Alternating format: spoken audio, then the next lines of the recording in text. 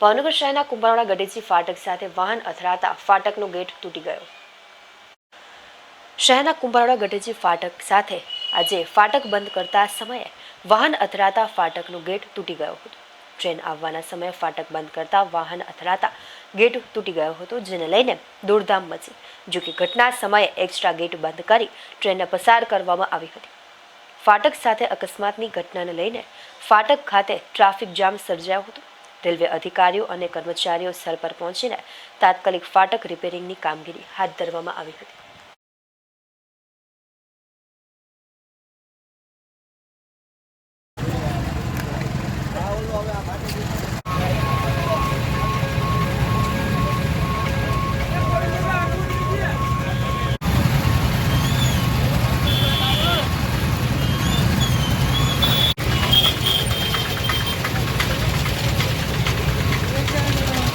Ali, नहीं दिखा